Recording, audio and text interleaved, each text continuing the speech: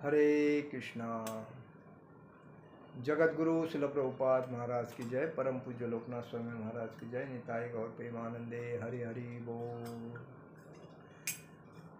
आज के भगवत गीता के लेक्चर में आप सभी का हार्दिक स्वागत। शुरुआत करते हैं भगवत गीता के लेक्चर में।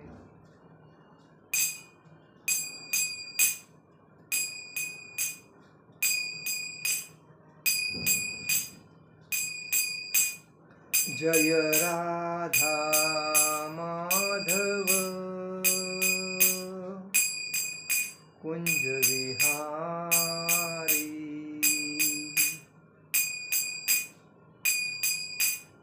जय राधा माधव कुंज विहारी।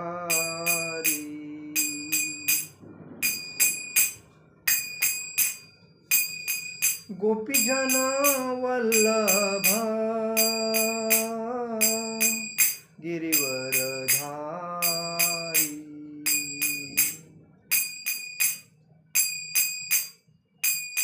गोपीजन वल्लभ गिरिवरधारी।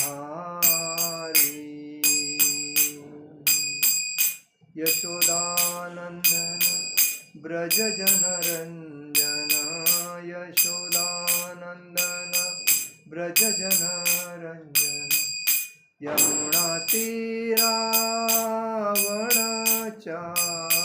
यमुना तीरावनचारी।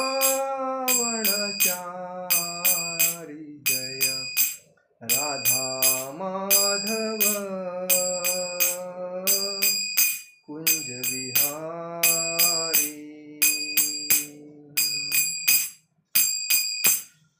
जय राधा माधव कुंज विहारी।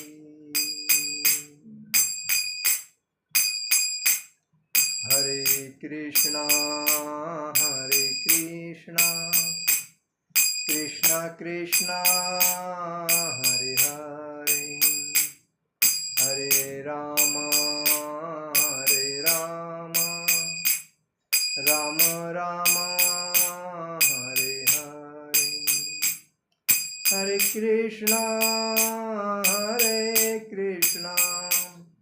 कृष्णा कृष्णा हरे हरे। हरे राम राम राम हरे हरे। हरे कृष्णा कृष्णा कृष्णा हरे हरे। हरे राम राम राम हरे हरे। हरे कृष्णा कृष्णा कृष्णा हरे हरे। हरे राम राम राम हरे हरे। जय ओम विष्णुपाद परमहंस परिव्राजकाचार्य अष्टोत्तर शतभाई शरणारविंद भक्ति वेदांत स्वामी शिल प्रभुपाद महाराज की जय। जय ओम विष्णुपाद परमहंस परिव्राजकाचार्य अष्टोत्तर शत श्रील भक्ति सिद्धांत सरस्वती ठाकुर शिल प्रभुपाद महाराज की जय। जय ओम विष्णुपाद परमहंस परिव्राजकाचार्य अष्टोत्तर शत श्रील गौर किशोर बाबा जी महाराज की जय। जय ओम विष्णुपाद परमहंस परिव्राजकाचार्य अष्टोत्तर शत श्रील भक्ति विनोद ठाकुर प्रभुपाद महाराज की जय। जय ओम विष्णुपाद परमहंस परिव्राजकाचार्य अष्टोत्तर शत श्रील साक्षात वैराग्य जगन्नाथ बाबा जी महाराज की जय। श्री रूप सनातन भट्ट रघुनाथ श्री जीव गोपाल भट्ट दास रघुनाथ गोस्वामी प्रभुपाद महाराज की जय। अनंत कोटि वैष्णव वृंद की जय। नामाचार्य शिल हरिदास ठाकुर की जय। प्रेम से कहो श्री कृष्ण चैतन्य प्रभु नित्यानंद। श्री अद्वैत गदाधर शिवासादि गौर भक्त वृंद की जय। श्री श्री राधा कृष्ण गोप गोपीनाथ श्याम कुंड राधा कुंड गिरि गोवर्धन की जय। मथुरा वृंदावन धाम की जय। मायापुर नवदीप धाम की जय। द्वारका धाम की जय। जगन्नाथपुरी धाम की जय। अयोध्या धाम की जय। बद्रीनाथ धाम की जय। रामेश्वरम धाम की जय। गंगा माई की जय। यमुना माई की जय। तुलसी महारानी की जय। भक्ति देवी की जय। हरिनाम संकीर्तन की जय। समवेद भक्त वृंद की जय। समवेद भक्त वृंद की जय। समवेद भक्त वृंद की जय। श्री श्री गुरु गौरांग की जय। निताई गौर प्रेमानंदे हरि हरि बोल। All glories to assembled devotee, all glories to assembled devotee, all glories to assembled devotee। Shri Shri गुरु गौरांग की जय। ओम अज्ञानतिमिरान्धस्य ज्ञानाञ्जनशलाकया चक्षुरुन्मीलितेन तस्मै श्रीगुरुवे नमः। श्रीचैतन्यमनोभीष्टं स्थापितं येन भूतले स्वयं रूपकदा मह्यं ददाति स्वपदान्तिकम्। वन्देऽहं श्रीगुरु श्रीयुतपदकमलं श्रीगुरुवैष्णवांच श्रीरूपं सागरजातं सहगण रघुनाथामतं तं सजीवं साद्वैतं सावधूतं परिजनसहितं कृष्णचैतन्यदेवं श्रीराधाकृष्णपादान् सहगण ललिता श्रीविशाखान्वितांच। हे कृष्ण करुणा सिंधु दीनबंधु जगत्पते गोपेश गोपिका कांत राधा कांत नमोस्तुते। तप्त कांचन गौरांगी राधे वृंदावनेश्वरी विशुभानुसुते देवी प्रणमामि हरिप्रिये।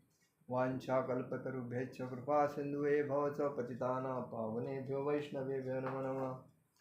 नमो ब्राह्मण देवाय गो ब्राह्मण हिताय च जगद्धिताय कृष्णाय गोविंदाय नमो नमः। गुरुवे गौरचंद्राय राधिकाय तदालिये कृष्णाय कृष्ण भक्ताय तदभक्ताय नमो नमः। ओम नमो भगवते वासुदेवाय। ओम नमो भगवते वासुदेवाय। ओम नमो भगवते वासुदेवाय। श्री श्री गौरनिताय श्री श्री कृष्ण वरराम श्री श्री ललिता विशाखा राधा श्याम सुंदर श्री श्री जगन्नाथ सुभद्रा बलदेव जी भगवान की जय। तुलसी महारानी की जय। आप सभी का आज के भगवद गीता के सेशन में आज हम लोग चर्चा करेंगे। हार्दिक स्वागत। आज लोग हम चर्चा करेंगे दूसरे अध्याय में 13वें श्लोक के। आज तो दिवाली है, कल से दिवाली शुरू हुई है। आपके घर में तो सब लाइटिंग और दूसरी बात बत्ती, तीसरी बात भगवान को ऑफर करने का दिया, ये सब तो चलता रहेगा। और अलग अलग प्रकार के स्वीट फल, मतलब कोई ड्राई फ्रूट, कोई मीठे पदार्थ ऐसा बना के दिवाली में आनंद लेते हैं। कोई नए कपड़े, नई गाड़ी, नई घर, नया ज्वेलरी, अलग अलग चीज़ खरीद कर जीवन का आनंद लूटते हैं। आप सभी को दिवाली की हार्दिक शुभेच्छा। आपके मन की जो की इच्छा है वो तृप्त हो जाए और आपके घर में सुख शांति समृद्धि रहे, यही हमारी आपसे आपके लिए विनंती है भगवान से।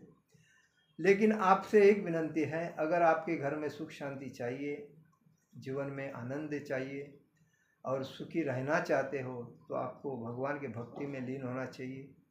अगर आप बोलोगे हमको भक्ति करने के लिए टाइम नहीं, बाकी सब एंजॉय करने के लिए टाइम है, तो आप क्षुल्लक आनंद लुटोगे लेकिन आगे जाके तकलीफ सहोगे। तो उससे बचना है तो भक्ति में ज़्यादा टाइम दे दो और इंद्रिय की जो तृप्ति है करने के लिए आप जो मेहनत करते हैं उसमें उतना ही टाइम दे दो जितना आपकी आवश्यकता है, उससे ज़्यादा मत दो।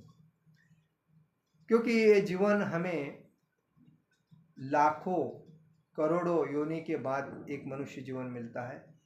ये सामान्यतः जीवन, जिस व्यक्ति को मनुष्य जीवन का महत्व समझता है वो व्यक्ति मनुष्य जीवन का एक पल भी व्यर्थ नहीं गंवाता है।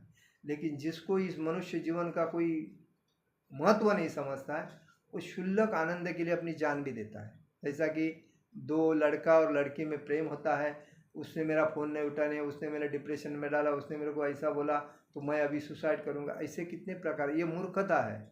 और इसी वजह से लोग अपना जीवन का वैल्यू समझते नहीं और वो वापिस कोई सूक्ष्म योनि में प्रवेश करके पुनर्स जन्म पुनर्स मरण इस चक्कर में फंसे रहते हैं। तो हमें वैसा नहीं करना चाहिए। हमें एक जानवर से मनुष्य बनना चाहिए और मनुष्य से भक्त बनना चाहिए। वैसा तो इस संसार में 90.9% लोग जानवर की तरह यूज करते हैं, इसलिए उनको बोलते हैं मूर्खता, मूर्ख लोग बोलते हैं। जो मनुष्य है वो 4 नियमों का पालन करेगा और अपने भगवान के भक्ति में जो लीन होता है वो मनुष्य कहलाता है। उसके बाद उसके भक्ति में जो दृढ़ हो जाता है और भक्ति में दृढ़ होके आत्म साक्षात्कार उसको होता है, उसको भक्त बोलते हैं। और उस भक्त का शुद्ध भक्ति की तरफ प्रभाव बढ़ता है और उस प्रभाव से उसको वानप्रस्थ और सन्यासी की मतलब सन्यासी बनने की उसकी इच्छा मन में आ जाती है। तो वो जीवन जो है जिसने सन्यास लिया है वो जीवन सोईस्कर कहते हैं, क्योंकि ब्रह्मचारी, गृहस्थ, वानप्रस्थ, सन्यासी ये तीनों मार्ग, तीनों आश्रम छोड़ के ब्रह्मचारी, गृहस्थ, वानप्रस्थ, सन्यासी तीनों वर्ण छोड़ के सन्यासी में जो जाता है वो पूर्णतः ज्ञानी होके जाता है, क्योंकि वो भगवान का पार्षद बनता है। उसके शरीर के अंदर अगर कोई सन्यासी आपको मिलता है भक्ति में दृढ़ हो तो वो सन्यासी समझ जाना चाहिए भगवान का पार्षद है। आज भक्त भी ऐसे है, शुद्ध भक्ति करते हैं जो भगवान के पार्षद है, जो नियमों का कठोरता से पालन करते हैं लेकिन वो सन्यासी के एकदम नज़दीक जाकर पहुँचे हैं। तो ये जब जिस व्यक्ति के शरीर में आता है, जीवन में यह प्रसंग आता है वहाँ सन्यासी बनने का, वो इस जीवन का महत्व का 1 नंबर का मनुष्य है, उसको हम लोग शुद्ध भक्त कहते हैं। ये बात है। तो कोई मामूली बात नहीं है, कोई भी चीज़ तुरंत में नहीं मिलती है। एक नारियल का अगर पेड़ लगाते हैं तो नारियल ज़मीन में डालने के बाद नारियल नहीं आता है, उसमें 8 साल मेहनत करनी पड़ती है। और मेहनत करने के बाद दिन रात मेहनत, उसको खत पानी डालने के बाद 8 साल के बाद जब पेड़ वो बड़ा होता है नारियल का, तो उसके बाद वो एक नारियल का पेड़ एक व्यक्ति को पूरे लाइफ टाइम पोसता है, उसका खर्चा चलाता है। ये हकीकत है। आप चाहे तो आपके घर में करके देखो, लेकिन आप बोलेंगे ना मैंने नारियल का पेड़ लगाया था लेकिन मर गया। अरे बच्चा पैदा होने के बाद उसका लालन पालन करना पड़ता है, उसको हर चीज़ देना पड़ता है। वो बच्चा 15-16 साल का होने तक भी अपने माँ बाप को नहीं मानता है, लेकिन पेड़ 7-8 साल के बाद हमका सबको फल देगा। तो ये बात है। तो कहने का मतलब हर चीज़ में हमको परिश्रम है, ये है, लेकिन निसर्ग हमें 1000 गुना ज़्यादा देता है। अगर हम निसर्ग की हम सेवा करते हैं ना अच्छी तरह तो 1000 गुना ज़्यादा देता है। लेकिन हम अपने बाल बच्चे हम तैयार करते हैं और उनको पाल पोस के बढ़ाई करते हैं तो वह हमें 1000 गुना ना 1% भी नहीं देता है। चाहे तो आप देखो आजू बाजू के चक्कर में। तो यही बात है। तो इससे हमें होशियार बनना चाहिए। शुरुआत करते हैं, जीवन का महत्व क्या है। देहिनोऽस्मिन् तथा देहे कौमरम एवनं जराम तथा देहांतर प्राप्ति धीरस्तत्र न मुहति। देहिनोऽस्मिन् तथा देहे कौमरम यौवनं जराम तथा देहांतर प्राप्ति धीरस्तत्र न मुहति। देहिनोऽस्मिन् तथा देहे कौमरं यौवनं जराम तथा देहांतर प्राप्ति धीरस्तत्र न मुहति। देखिए हमारा जीवन कैसा बदलता है। बचपन से लेके यंग होता है, बराबर है, मतलब यंग बालावस्था से तरुणावस्था और तरुणावस्था से वृद्धावस्था कैसा परिवर्तन होता है उसके ऊपर है। देहिनो म्हणजे शरीरधारी की, अस्मिन म्हणजे इसमें, यथा म्हणजे जिस प्रकार, देह म्हणजे शरीर में, कौमार म्हणजे बाल अवस्था, कुमार अवस्था हम बोलते, कौमार म्हणजे बाल अवस्था, यौवन म्हणजे तारुण्य अवस्था, यौवन आपण म्हणतो तरुण आहे वो तारुण्य, यौवन अवस्था, जरा म्हणजे वृद्ध अवस्था हम बोलते, जन्म मृत्यु जरा व्याधि, म्हणजे जरा क्या है, वृद्धावस्था, व्याधि क्या है, बीमारी। तो तथा म्हणजे उसी प्रकार देह अंतर म्हणजे शरीर के स्थानांतरण की प्राप्ति म्हणजे उपलब्धि, धीर म्हणजे धीर व्यक्ति, तत्र म्हणजे उस विषय में, न म्हणजे कभी नहीं, मोहति म्हणजे मोह को प्राप्त होता है। अनुमान, जिस प्रकार शरीरधारी आत्मा इस वर्तमान म्हणजे साक्षात अभी जो शरीर है उसमें, शरीर में वर्तमान शरीर में बालावस्था से तारुण अवस्था में और फिर तारुण्य अवस्था से वृद्धावस्था में निरंतर अग्रसर होता है, परिवर्तन होता है, रहता है, उसी प्रकार मृत्यु होने पर आत्मा दूसरे शरीर में चला जाता है। धीर व्यक्ति ऐसे परिवर्तन से मोह को प्राप्त नहीं होता। इसमें क्या बताया है कि जो व्यक्ति जन्म में आया है वो बाल अवस्था से तरुण अवस्था, तरुण अवस्था से वृद्ध अवस्था और वृद्ध अवस्था से शरीर त्याग देता है, तो इसमें ये जो परिवर्तन शरीर का होता है उसमें धीर व्यक्ति ऐसे परिवर्तन को मतलब अपेक्षा, मोह नहीं करता है, मोह को प्राप्त नहीं होता। मोह म्हणजे लालच। तात्पर्य में शिल प्रभुपाद जी लिखते, जगत गुरु शिल प्रभुपाद महाराज की जय, प्रत्येक जीव एक व्यष्टि आत्मा है।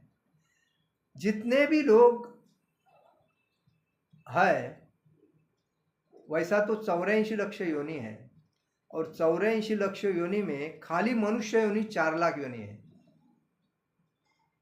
4 लाख योनि खाली मनुष्य के हैं, और बाकी 80 लाख योनि बाकी पेड़ पौधा, मछली और क्या क्या है वो सब उसके अंदर आते हैं।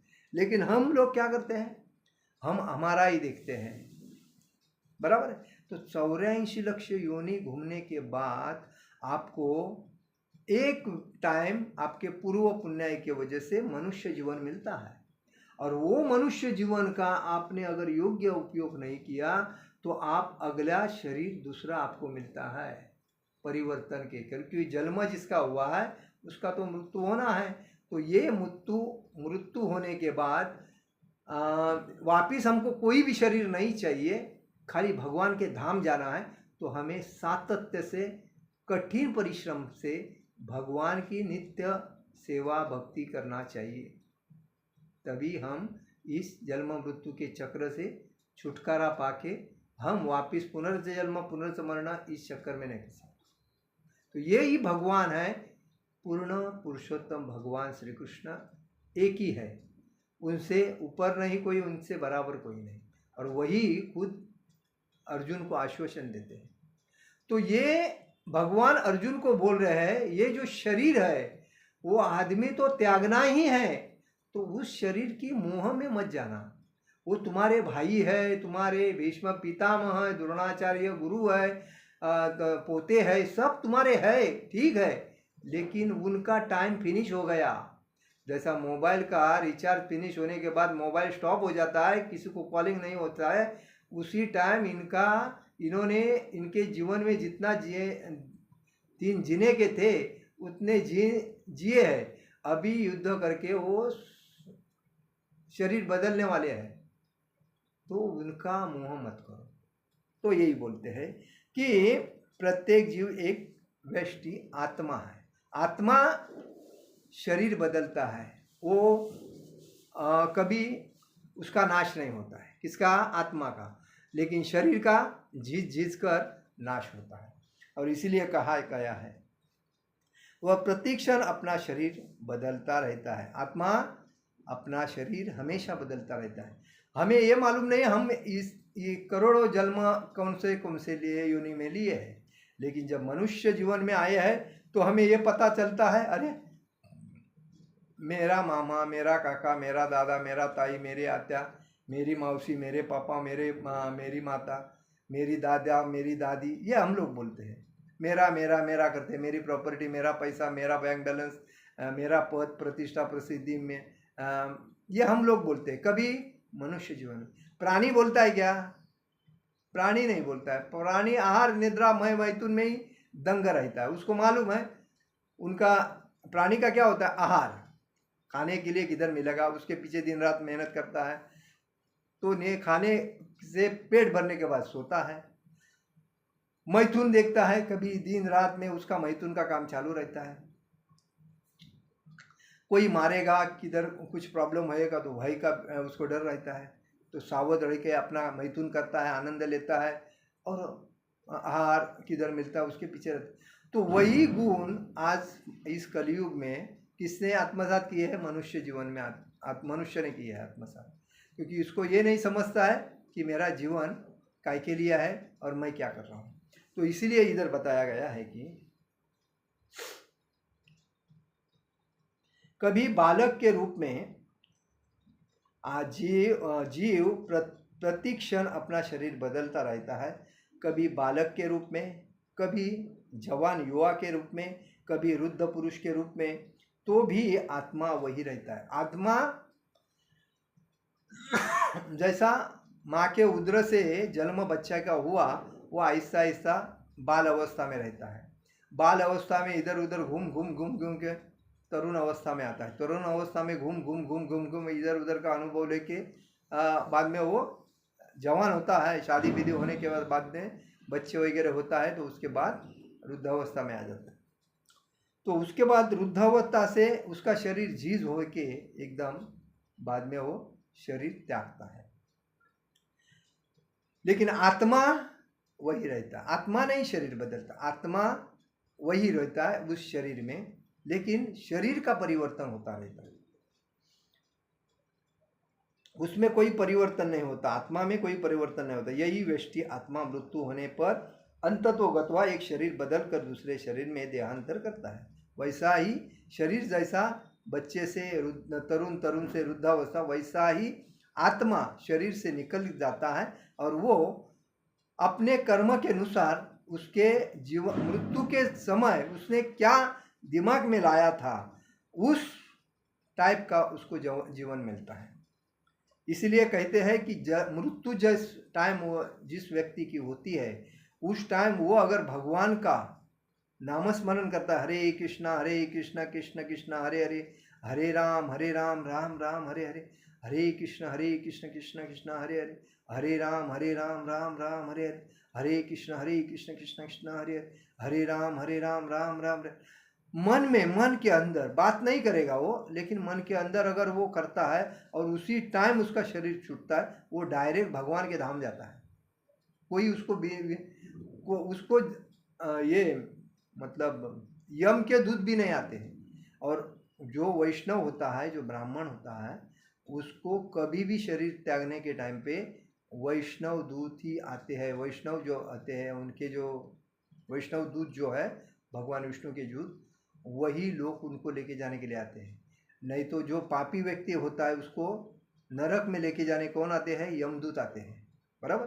तो यमदूत लेके उसको, उसने जितने जितने पाप किए हैं उसी पाप का हिसाब होता है, और हिसाब होने के बाद उसको वैसा वैसा तकलीफ मतलब परिश्रम मतलब तकलीफ देना सहना पड़ता है। माँ बाप को तकलीफ दिया तो उसका बहुत खराब हालत होता है। किसी के ऊपर बलात्कार किया, उसका खराब हालत होता है। किसी के चोरी किया है, बहुत हालत होता है। अलग अलग प्रकार से उसको दंड दिया जाता है। ये शास्त्र में इसकी मतलब लिखा है शास्त्र में। और इसी वजह से हर आदमी को हमें धार्मिक वृत्ति से चलना चाहिए। भगवान के जो भगवान ने कथन किया है उस धार्मिक के ग्रंथों के उस विषय में हमें जागरूक होकर चलना चाहिए। हम समझते हैं कि हम जो कर रहे हैं हमको कोई देखने वाला नहीं, माँ बाप क्या है, माँ बाप को घर में है, लेकिन हमारे साथ हमारा आत्मा हमेशा रहता है, बराबर है। तो आत्मा भगवान का अंश है और वो भगवान से डायरेक्ट कांटेक्ट रहता है उनका। तो वो हिसाब से हम जो भी गलत करते हैं ना, उसका परिणाम नियति हमको भोगने देती है, क्योंकि नियति किसी को भी छोड़ती नहीं। नियति के पास पूरा हिसाब होता है हर व्यक्ति का।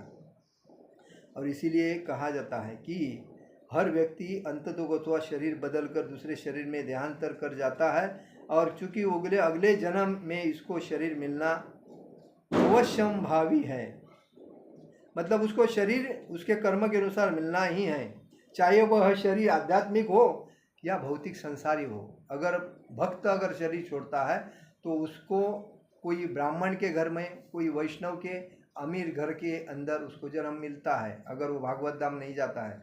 लेकिन वो भक्ति नहीं करता है और वो शरीर छोड़ता है तो उसको नरक में जाना है, क्योंकि उसने कितने पाप किए उसका हिसाब होता है। तो इसीलिए कहा जाता है कि जैसा भगवान कहते हैं, चाहे वह शरीर आध्यात्मिक हो या भौतिक हो, अर्जुन के लिए न तो भीष्म न ही द्रोण के लिए शोक करने का कोई कारण था। अर्जुन शोक कर रहा था, भीष्म पिता मेरे सामने हैं, द्रोणाचार्य मेरे सामने हैं, भाई मेरे सामने हैं, मैं इनसे कैसा युद्ध करूंगा, घर के लोगों से मैं युद्ध कैसा करूंगा, मेरे को नहीं सूझ रहा है मैं क्या करूं। उससे बेटर है मैं जंगल में जाऊं, उधर तपस्या करूं, ये मेरे लिए ठीक है। घर के अंदर के लोगों को मैं मार के अगर राज्य सिंहासन में प्राप्त करूं तो उसको क्या वैल्यू है, कौन मुझे पूछेगा, मेरे घर वाले ही नहीं तो। ये माया, ये अर्जुन को माया दिख रहे, माया पकड़ ली है, क्योंकि मेरा ये समझता है, ये माया है। जो नहीं है अपना, उसके लिए जो दिन रात मेहनत करता है उसको माया कहते हैं।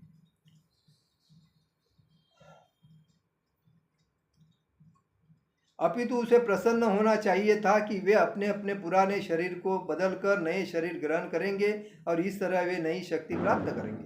तो भगवान बोलते हैं उनके बारे में तकलीफ करने की क्या जरूरत है, उनके बारे में विचार करके फायदा क्या है। वो तो अभी ये जूने शरीर छोड़ेंगे और नई शरीर प्राप्त करेंगे, और नई शरीर प्राप्त करेंगे तो नई शक्ति उनको मिलेगी। तो ऐसे लोगों में क्या टेंशन। अभी वृद्ध व्यक्ति अगर होता है तो उसकी सेवा करनी चाहिए। घर में अगर वृद्ध है, माता पिता दादा दादी, तो उनकी हमें सेवा करनी चाहिए, क्योंकि उन्होंने हमें बचपन में हमारी सेवा की है, तो हमारा फर्ज बनता है उनको उनकी सेवा करना।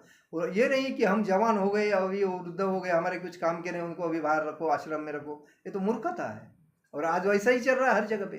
तो ये हम पाप के घड़े भरते हैं अपने, हम पाप के भागे पहाड़ बनाते हैं अपने जीवन में, तो ये गलत है। तो ऐसा नहीं करना चाहिए।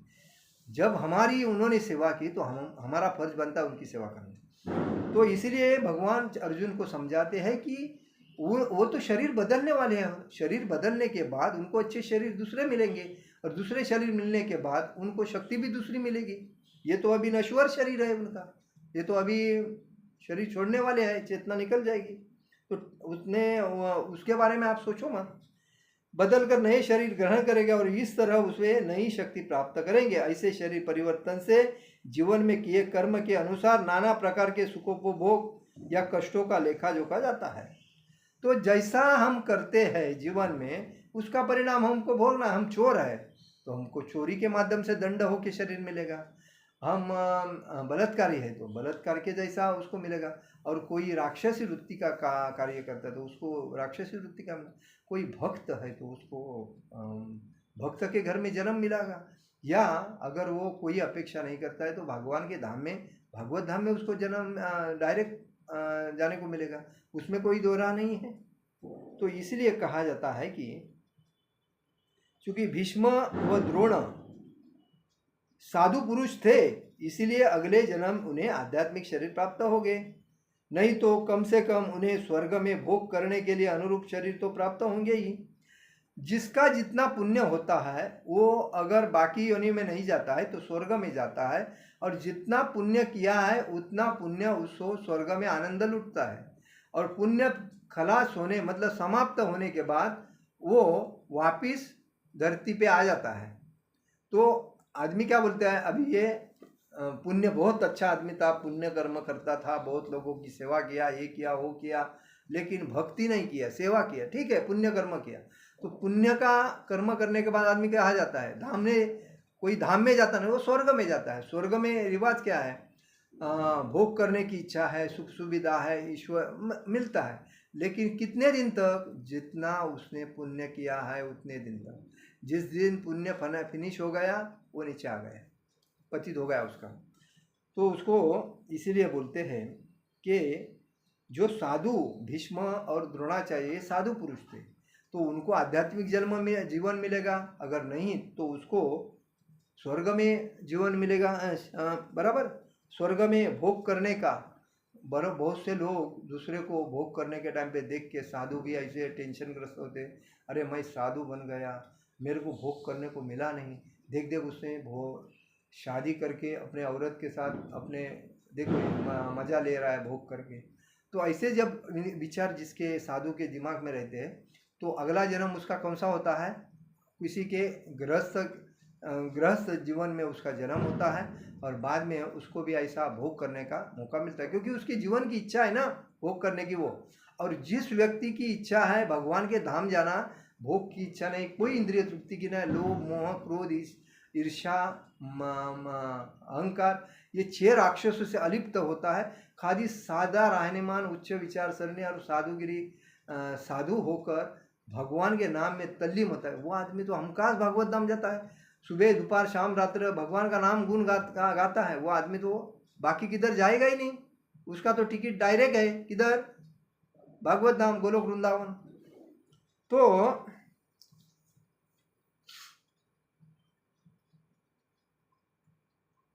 अतः दोनों ही दशाओं में शोक का कोई कारण नहीं है, और ऐसे में उनको अगर दूसरा शरीर मिलता तो उनको उसके बारे में हमें शोक करने का कारण ही नहीं है।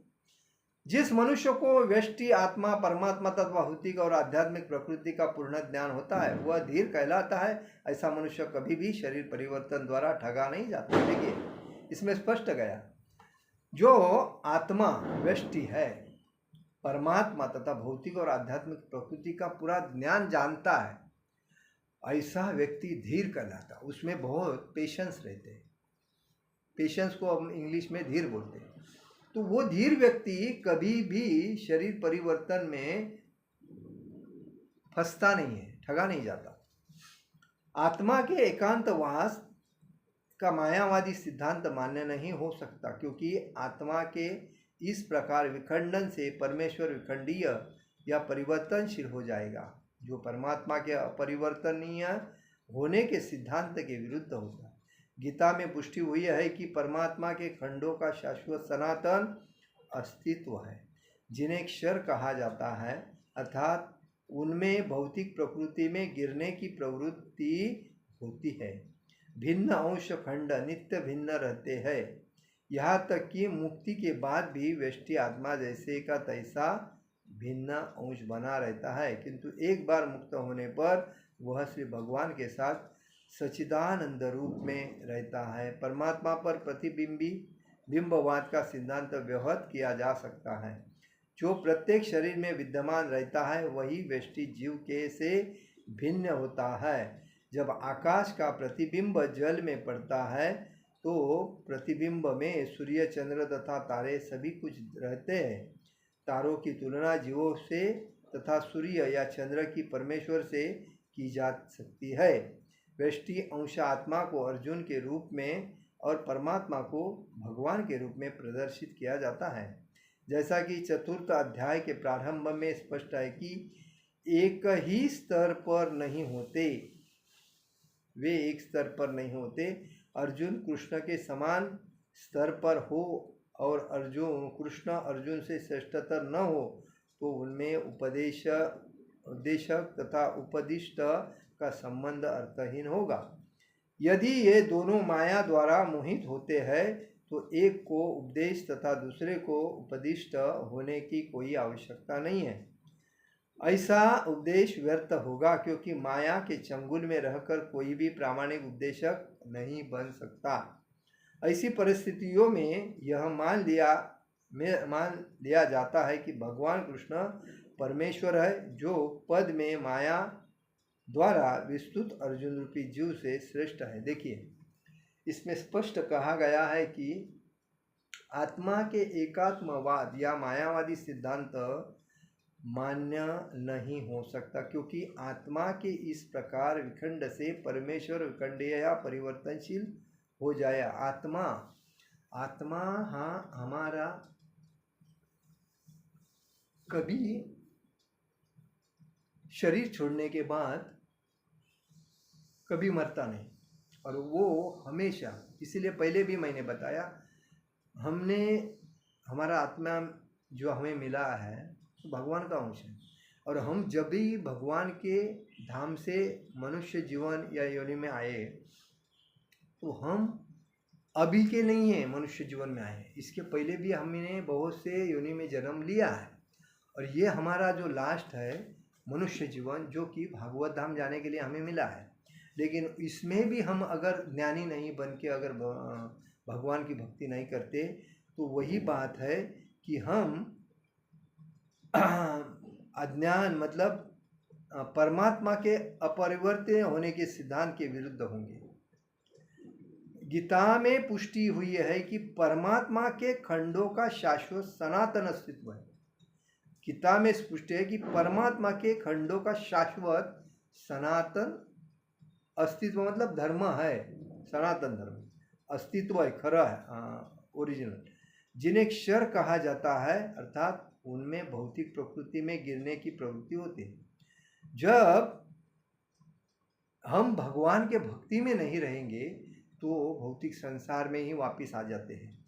इसीलिए कहा जाता है भिन्न अंश नित्य भिन्न रहते हैं, यहाँ तक कि मुक्ति के बाद भी व्यष्टि आत्मा जैसे का तैसा भिन्न अंश बना रहता है, लेकिन है क्योंकि उसमें फर्क नहीं दिखता है, इसलिए कहा जाता है।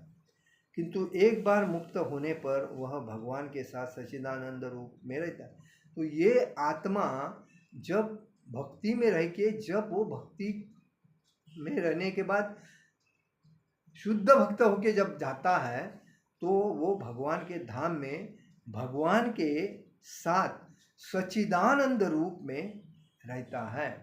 तो सच्चिदानंद रूप म्हणजे अनंत कोटि ब्रह्मांड नायक राजाधिराज विराज पर ब्रह्म सच्चिदानंद रूप से श्री भगवान श्री कृष्ण की जय बोलते हैं ना हम लोग, तो सच्चिदानंद रूप मतलब चारों तरफ से आनंद, रूप मतलब प्रसन्न, कोई उसमें तकलीफ नहीं है।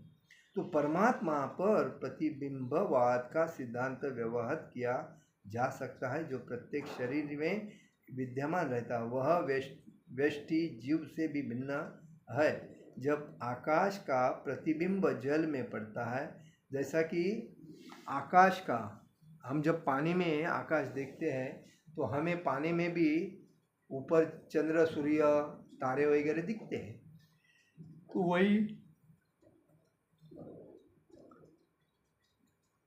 तो चंद्र की या सूर्य तो जल में पड़ता है तो प्रतिबिंब में चंद्र सूर्य तथा तारे सभी कुछ रहते हैं। तारों की तुलना जीवों की किया है, और जो सूर्य और चंद्र की तुलना भगवान के आँखों से की है, परमेश्वर से की जाती है। सूर्य चंद्र की ये किसमें भगवान से की जाती है। इसमें एक बताया गया है कि व्यष्टि अंश आत्मा के अर्जुन के रूप में और परमात्मा को भगवान श्री कृष्ण के रूप में प्रदर्शित किया जाता है। भगवान श्री कृष्ण परमेश्वर के रूप में है और आत्मा के रूप में अर्जुन है। जैसा कि भगवान के अंश रूप जितने मनुष्य शरीर है मतलब चींटी से लेके ब्रह्मा जी तक, ये सब भगवान के अंश है। और ये इसीलिए कहा जाता है भगवान परमेश्वर कौन है, कृष्ण है, और आत्मा कौन है, अर्जुन है। तो इसमें एक स्तर पर नहीं होते हैं, ये दोनों एक स्तर पर नहीं होते हैं। और इसीलिए यदि अर्जुन कृष्ण के समान स्तर पर हो जाता तो भगवान उसको जो मार्गदर्शन देते तो उसको मान्य नहीं होता, क्योंकि मेरे लेवल का है ना, तो भगवान के लेवल का कोई नहीं है और भगवान के ऊपर कोई नहीं, भगवान के सब नीचे है। और इसीलिए भगवान उसको जो मार्गदर्शन दे रहे वो उसको इसलिए इधर दोनों माया द्वारा मोहित होते हैं, मतलब अगर समान होते तो दोनों माया के माध्यम से मोहित हो जाते, लेकिन वो एक उपदेशक था और दूसरा उपदिष्ट था। उपदिष्ट म्हणजे ज्ञान ग्रहण करने वाला, एक ज्ञान देने वाला, मतलब एक गुरु और एक शिष्य होने की मतलब ऐसे उपदेश व्यर्थ मतलब माया के चंगुल में रहकर कोई भी प्रामाणिक उपदेशक नहीं बन सकता। देखिए आज जितने भी मायावादी जो उपदेश देते हैं बड़े बड़े कीर्तन वगैरह करके, तो वो लोगों से पैसा लेते हैं। पैसा लेकर जो उपदेश देता है वो तो मायावादी उपदेशक बोलते हैं, भले वो कृष्ण के बारे में दे यार, लेकिन निस्सीम भाव से जो व्याख्यान करते हैं, कोई अपेक्षा जो अपने मर्जी से कोई देता है वो लेना ठीक है, लेकिन मांग के मेरा रेट इतना है, मुझे अगर आप इतना देंगे तो ही मैं आपका प्रवचन करूंगा, नहीं तो नहीं, तो ये मायावादी कहते हैं। भले वो भक्ति में कृष्ण की भक्ति करते हैं, लेकिन वो मायावादी वो भगवान ऐसे भक्तों को ज़्यादा नज़दीक करते नहीं, क्योंकि वो भगवान भागवतम में कहा गया है कि जो भक्ति का प्रचार करके जो पैसा का लेता है वो तो भगवान के साथ बिजनेस करता है, ये बात है। तो जो उपदेश फ्री में देता है और जो भगवान का भक्ति में तल्लीन रहता है, वैसा व्यक्ति भगवान का धाम में पहुंच जाता है। तो वैसे व्यक्ति से उपदेश ग्रहण करना चाहिए। तो इसीलिए कहा है ऐसा उपदेश व्यर्थ होगा, मतलब जो पैसा लेके जो उपदेश देता है वो व्यर्थ होगा, क्योंकि वो माया के चंगुल में रहकर कोई भी प्रामाणिक उपदेशक नहीं बन सकता।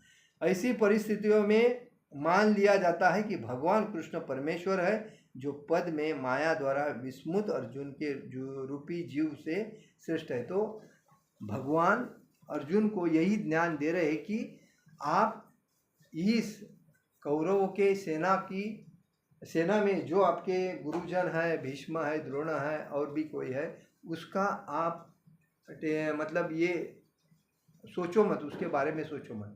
क्यों?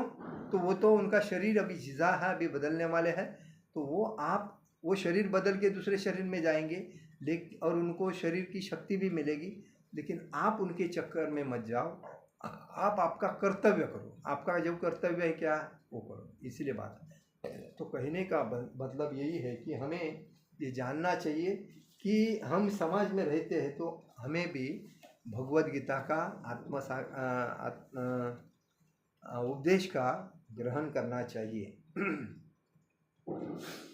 तो इसलिए कहा जाता है कि हम कोई भी चक्कर में जाते हैं तो 2 बार सोच के चलना पड़ता है। देहिनोस्मिन तथा देहे, जिस प्रकार शरीरधारी आत्मा वर्तमान शरीर से निरंतर अग्रसर होती है, कोमन यौवनम जरा, मतलब बालावस्था से तरुण और तरुणावस्था से वृद्धावस्था, तथा देहांतर प्राप्ति, मतलब मृत्यु होने पर आत्मा दूसरे शरीर में चले जाती है। धीर सत्र मोहती, धीर पुरुष ऐसे परिवर्तन से मोहित नहीं होते।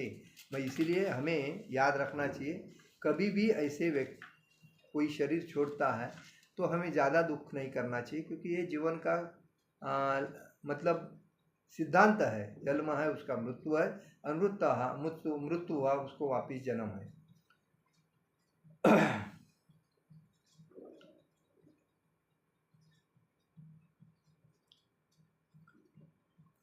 तो हरे कृष्णा। तो दूसरी बात हम याद रखना चाहिए, हम जो ये प्रवचन जो देते हैं, तो इसमें आप लोग भी हमें, आपके कोई प्रश्न अगर रहेंगे तो आप हमें बता सकते हैं कभी भी, और मैसेंजर में भेज सकते हैं। अगले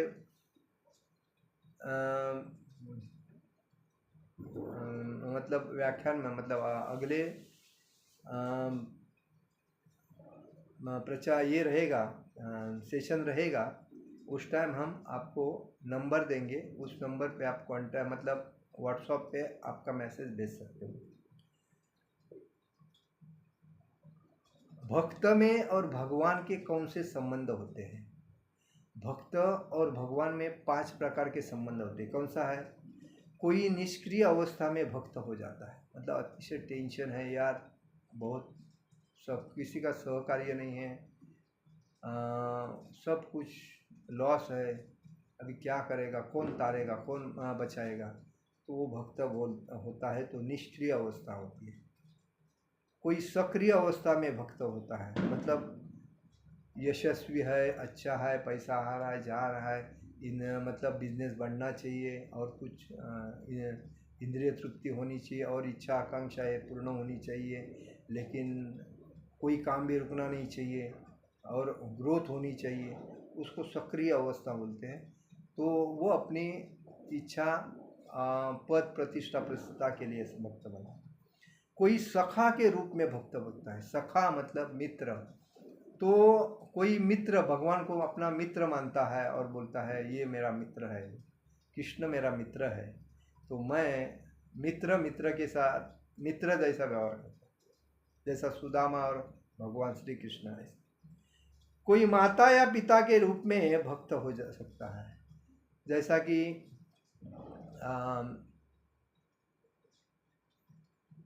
वसुदेव देवकी, ये भगवान के पहले जन्म में भी माता पिता थे, जो उसके बाद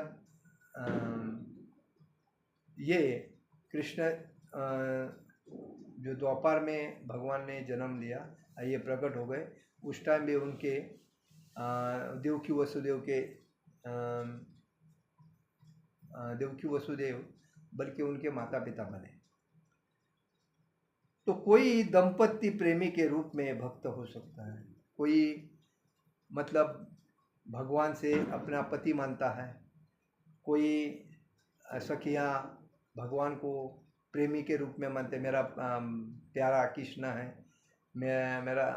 तो ये गोपियाँ जो थी वो भगवान को हमेशा अपना पति मानती थी। क्यों मानती थी? कि उनका जो पति था, उनके जो बच्चे थे, उनके जो माता पिता थे, उनके ऊपर उनका कोई ध्यान ही नहीं था। गोपियाँ हमेशा ये सोचती थी कि कृष्ण ही हमारा, क्योंकि कात्यायनी देवी के पास वो हमेशा मांगनी करती थी कि हमें अगर पति के रूप में अगर मिलेगा तो कृष्ण ही मिलना चाहिए, बाकी कोई नहीं। तो ये बात है। तो कोई अपना पति के रूप में मानता है, कोई अपना प्रेमी के रूप मानता है। तो यही 5 प्रकार के लोग जो होते हैं वो भगवान के मंदिर में आते हैं। और जो शूद्र होते हैं, जिनको भक्ति के बारे में कुछ पता ही नहीं, वो तो राक्षस, मतलब ये जन्म लेके भी अज्ञान में तड़प रहे हैं, तो उनको भक्ति क्या ये भी पता नहीं है। तो ये 5 प्रकार के लोग भगवान से संबंध जोड़ते हैं। अर्जुन का कृष्ण से संबंध था सखा के रूप में, मित्र का रूप में। निसंदेह इस मित्र था सखा, उसमें का भाव कौन सा था? सखा का भाव था, बरोबर। और भौतिक जगत में पाई जाने वाली मित्रता में आकाश पाताल का अंतर होता है। आज के मित्र मतलब अपने फायदे के लिए मित्र बनते हैं, अगर जिस दिन मित्र से फायदा नहीं होगा उस दिन उसका कांटा निकालेंगे, क्या करेंगे, क्या उसके बारे में, यही बात होती है। तो ये भौतिक संसारी मित्र नहीं थे अर्जुन और भगवान श्री कृष्ण, ये तो आध्यात्मिक मित्र थे, क्योंकि उनका कोई स्वार्थ न, अर्जुन का भगवान के प्रति स्वार्थ नहीं था, लेकिन अर्जुन अपने भगवान को मित्र भी मानता था और सखा भी मानता था। मतलब भक्त के अर्जुन उनका भक्त भी था और मित्र भी था, और भगवान उनको अपना मित्र भी मानते थे और भक्त भी मानते थे। और दिव्य मित्र था भगवान का अर्जुन, जो हर किसी को प्राप्त नहीं हो सकती। प्रत्येक व्यक्ति का भगवान से सीधा संबंध होता है और यह संबंध भक्ति की पूर्णता से ही जागृत होता है। हर व्यक्ति भक्त बन सकता है, हर व्यक्ति का जन्म सिद्ध अधिकार है भक्त बनना, और भक्ति में दृढ़ होके एक मनुष्य भक्त तभी बन सकता है कि मनुष्य पहला जानवर के जैसा ही होता है। जानवर से 4 नियमों का पालन करता है। कौन से 4 नियम? मांस मच्छी मदिरा नहीं खाना है, शराब नहीं पीने हैं, पर से संभोग नहीं करना है, जुआ नहीं खेलना है, और हमेशा 16 माला जप करना है भगवान के नाम का। ये 4 नियमों का जो पालन करता है, तिलक वगैरह लगा के, धोती कुर्ता पहन के, भगवान के मंदिर में आता जाता है, भक्तों की संग करता है, 4 नियमों का पालन करता है, हमेशा भक्ति में दृढ़ रहता है, तो वही व्यक्ति निसंदेह भगवान से संबंध सीधा होता है और वह भक्ति की पूर्णता से जागरूक होता है। जीवन की वर्तमान अवस्था में हमने न केवल भगवान को भुला दिया है, अपितु हम भगवान के साथ अपने शाश्वत संबंधों को भी भूल चुके हैं। हकीकत है, हम भगवान से हमको भूलना नहीं, हमारा कर्तव्य है बैक टू गॉड होम, हमें जाना है भगवान के घर वापस, लेकिन हम भगवान को ही भूल गए हैं और भगवान से जो हमारा संबंध था मित्रता का या भगवान गुरु शिष्य का, वो तो हम पूर्णता भूल गए हैं। लाखों करोड़ों जीवों में से प्रत्येक जीव का भगवान के साथ नित्य विशिष्ट संबंध है, यह स्वरूप कहलाता है और इस संबंध को ही स्वरूप कहलाता है। भक्ति योग की प्रक्रिया द्वारा ही यही स्वरूप जागरूक किया जा सकता है, तब यह अवस्था स्वरूप सिद्धि कहलाती है। जब कोई भक्त बनता है, भगवान से दृढ़ भक्ति करता है, तो वो भक्ति स्वरूप बन जाता है। अर्जुन भक्त था और एक भगवान के संपर्क में मित्र में था। इसी प्रकार हमें याद रखना चाहिए कि हम अगर भक्ति नहीं करते हैं तो हमारा जन्म सिद्ध अधिकार है भगवान की भक्ति करके हमें हमारे जीवन को सार्थक करना। हरे कृष्णा कृष्ण कृष्ण हरे हरे, हरे राम राम राम हरे हरे। जगत गुरु शिल प्रभुपाद महाराज की जय। परम पूज्य लोकनाथ स्वामी महाराज की जय। निताई गौर प्रेमानंदे। हरि हरि बोल।